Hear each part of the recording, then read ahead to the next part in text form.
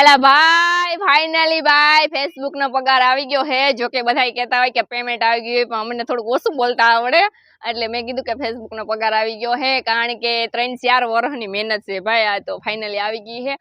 અને ખાસ એટલું કહેવાનું હે કે ઘણા બધા ફ્રેન્ડ કહેતા હોય કે રવીનાબેન તમને પૈસા આવે એટલે આજ મેં વિડીયો બનાવી નાખ્યો કે હા ભાઈ જો ફાઇનલી પૈસા આવે હે. અને એમાં એવું છે કે કાલે હે ને સાચું કહી દઉં, કારણ કે તમે બધા મારા ફ્રેન્ડ છો ને એટલે સાચું કહી દઉં. કાલે સવારમાં હે ને અમારા ઘરમાં 1 રૂપિયો નતો. ઘરના પાસેથી બધા પાસેથી લઈ લીધા, અમારા બેનું પાસેથી, મારા નણંદ પાસે, બધા પાસે લઈ લીધા. કોઈ એટલે કોઈ બાકી નતું કે હું મારે કિની પાસે પૈસા લે, કારણ કે હે ને રામદેવનો પગાર હજી થયો નતો ને હમણાં તો ખેતરમાં કામે નથી હાલતું એટલે થોડી ઘટ આવી ગઈ હતી.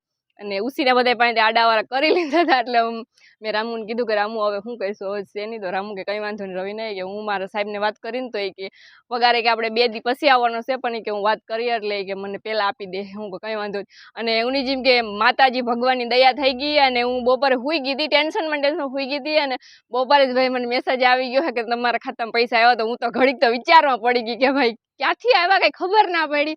પછી મને સાંજે ખબર પડી કે ફાઇનલી ભાઈ ફેસબુક માંથી પૈસા આવ્યા છે. એટલે એટલી ખુશ થઈ ગઈ ને કે વાત જ પૂછો માં.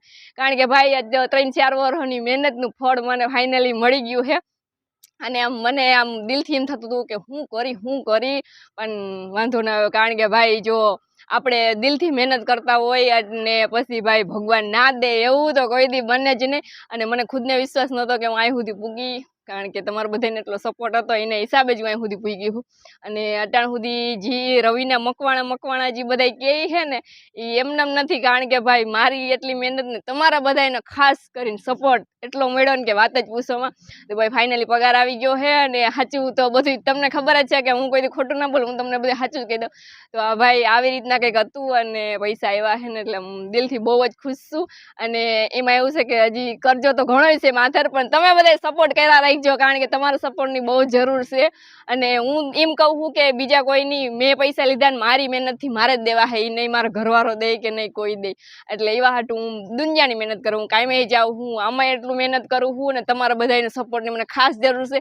તો યુટ્યુબમાં જઈને પણ ભાઈ લાઈક શેર સબસ્ક્રાઈબ કરી દીજો, ને ખાસ કરીને સપોર્ટ કરવાનું ભૂલતા નહીં. Okay bye bye.